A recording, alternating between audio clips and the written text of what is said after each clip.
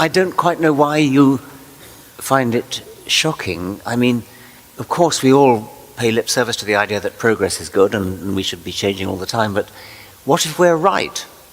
And so it doesn't necessarily follow that what people thought in the 1960s and 70s is still largely believed is a bad thing. Maybe it is actually right.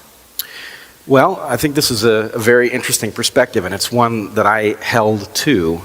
When I was in college, I was a student of Robert Trivers, who's a contemporary of Richard's. And as his student, I looked at the landscape of questions, and I felt, it wasn't resentment, but I felt some sadness that it looked like Richard and Bob's generation had run the table, and they had solved all of the big issues in evolutionary biology, and that they had left only small issues for us. And over time, I came to realize that that wasn't the case, that there were major issues left unsettled that we had stopped talking about because there was no progress. And so I took up looking at those issues and saying, what is it that we have wrong that has caused us to stop making progress on questions like, why do females in many species require males to engage in elaborate displays before mating with them? That question is still not answered. There are plenty of ideas on the table, but as for one that we all agree on, nothing has emerged. Why are there more species when you get closer to the equator and fewer species as you move towards the poles?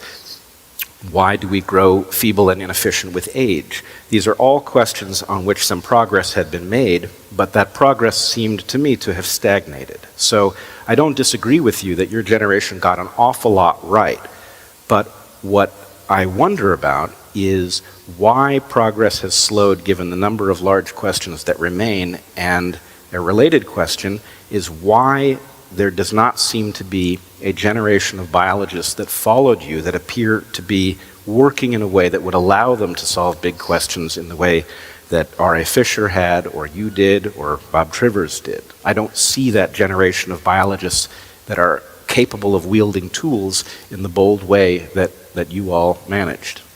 Well, I think then the onus is on you. Let's talk about a particular example, like, say, the sexual selection one you raised, and say, what is it that you think hasn't been, well, obviously you're right, it's still going on, and there's much controversy going on. It's a very flourishing field. There are lots of people working in the field, doing work in the field on sexual selection. There are two major strands of theory of sexual selection. Perhaps you could just trace them to Fisher on the one hand, and, well, Wallace, Zahavi, Hamilton on the other. And they're both very interesting theories. They probably might both work. I mean, what's wrong with that? It's a great question. Here's what's wrong with it. So what Richard is referring to, and I believe both you and I would come out on the Hamilton side of this argument, and we would both, I would imagine, be advocates for a good genes interpretation. Well, no, I mean, I would be. Do we need to explain what this is? I mean, yeah, maybe. Yeah. Darwin noticed that many biological and animal characteristics of males especially are apparently advertising to females. Peacock's tails, gorgeous feathers, beautiful fish, that kind of thing. And Darwin was content simply to say that's what females like. It's an aesthetic thing, a matter of female whim. And so in order for a male to reproduce successfully and pass on his genes, he has to be attractive, and therefore genes for being attractive get passed on to the next generation because females choose them. Wallace, the co-discoverer of natural selection, hated that idea. Wallace was more of a utilitarian and believed that beautiful characteristics like peacock's tails had to be useful. It wasn't enough just to simply say females love them. You had to say this is somehow an advertisement for a good male, a male who's going to be a good father or provide good genes. Wallace wouldn't have used that phraseology, of course. And that divide between Darwin and Wallace has persisted from the 19th century through the 20th century. Wallace felt that to invoke female taste was bordering on mysticism. And Darwin's idea there was rescued in the 1920s and 30s by R.A. Fisher, one of the great founders of modern population genetics. And R.A. Fisher made the Darwin theory respectable by allowing female choice to be under genetic control just as much as male anatomy, male tails, etc., are under genetic control. And Fisher produced a model which must have been a mathematical model, although he didn't lay it out in mathematical terms. It must have been there, in which natural selection simultaneously works on genes in males for being beautiful and genes in females for liking beauty. And when you realize that both baby males and baby females inherit the genes from their father for being beautiful and the genes from their mother for liking beauty, those two go together and can produce something like a peacock's tail. That was the Fisher theory, which has been brought up to date by modern mathematical biologists. But the Wallace strand of theory, which Bret favors and to some extent so do I, agrees with Wallace that beauty has to be useful and adopts the idea that what a female is doing when she is beautiful is advertising to males what a male is doing when advertising to females is advertising to females, for example, that he's healthy, that he's strong. In the extreme version of the theory, due to Amos Zahavi, a male is advertising that he's such a good, fit male that he's capable of surviving in spite of having this ridiculous tail, which should have killed him because it's vulnerable to predators, you can't fly very well with it, and so on. And less extreme versions of that theory are attributable to W.D. Hamilton, who thought that health was the primary virtue which a male is advertising to females, and a beautiful tail is an advertisement to a female, this is a healthy male. He's not suffering from parasites, he's resistant to parasites. Otherwise he wouldn't have this beautiful, glowing, sexy tail. So that was just an interruption because we were talking about the Zahavi-Hamilton type theory, which Bret favors. I'm sorry, okay. So no, that's perfect. Yeah. And it actually shows exactly the point that I was trying to make, which is that you've now heard a lot. There's plenty of good work that suggests that this could be handicap, that would demonstrate the genes have to be heritable in order for females to be favored to be selecting for them. But the problem is that there is a rotten piece of this theory right at the heart, which is that females are choosing to inflict this burden on their male offspring, which is ecologically certain to be costly to them. So if females are attempting to find good genes by putting males through a test, then they are inflicting bad genes on their male offspring. Those bad genes will be transmitted by their female offspring but not expressed, so the females will not suffer the cost of that handicap. But there's a question of how it is that females recover enough of a benefit for their female offspring to justify the costs for the male offspring. So there's a way in which, although one can make a mathematically compelling argument for a handicap idea or a good genes idea, that it has to account for a very large benefit for female offspring. And what's worse, if you imagine a species, like let's say we're talking about peacocks. Peacocks, the female, the peahen, inflicts this marvelous tail on her male offspring by choosing fathers that have it.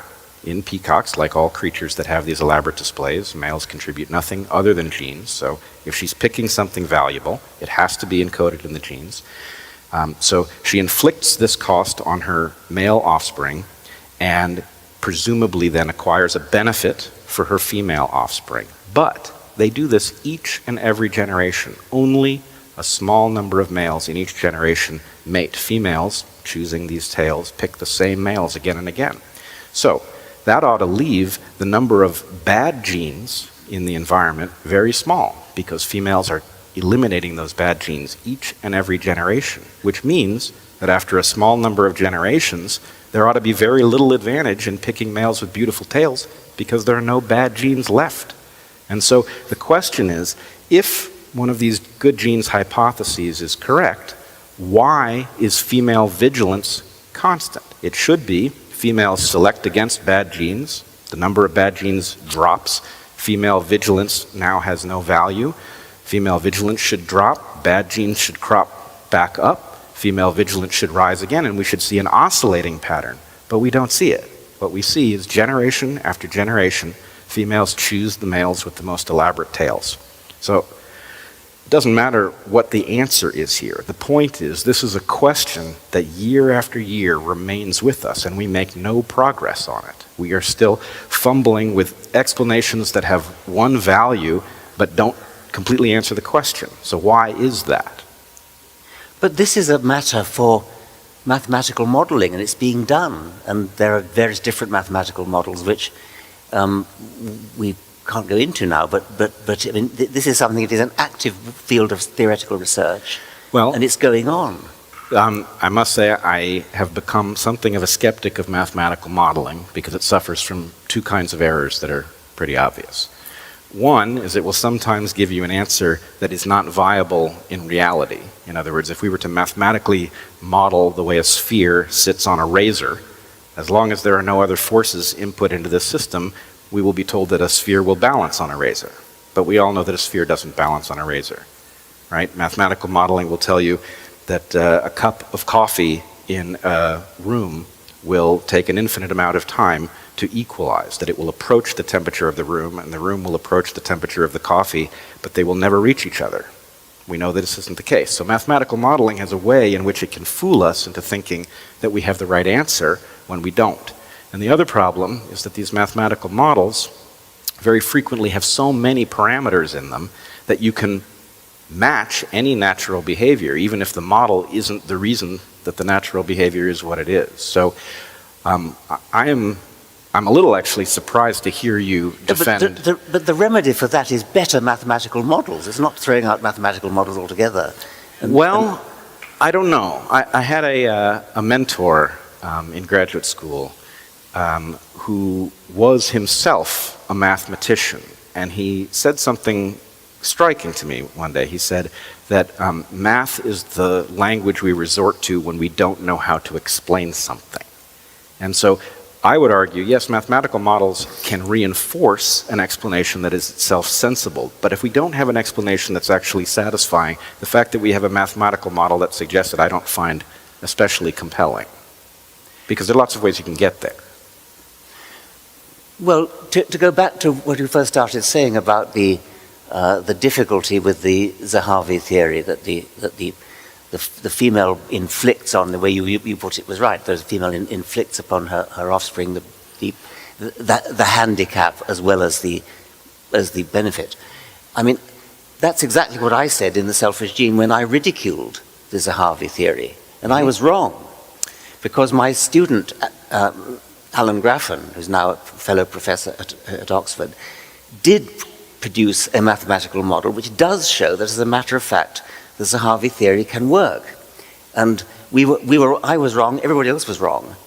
And Graffan showed that we were wrong by producing a mathematical model which shows that the Zahavi handicap theory can work. I, not being a mathematician myself, have to bow to that. I understand the model, and I think it works. I think it's a very good one. And I ate humble pie. I said I was wrong, and my student Alan Graffan was right. Well, but I think you are too hasty to accept that you were wrong. And in fact, I'm not certain of this. It's been a while since I have read it. But if I'm correct, what you said about Zahavi in The Selfish Gene was that this didn't, am I right that you said it didn't sound like the way natural selection works? I think I was a bit ruder about it than that. That's likely. But I'm not quite sure how could you possibly argue the case without, there are some cases where you, on the whole, not use mathematics myself, and I've done verbal arguments. and so I ought to be agreeing with you about this, but there are times when I have to say a verbal argument simply isn't enough. You've got to actually do the sums.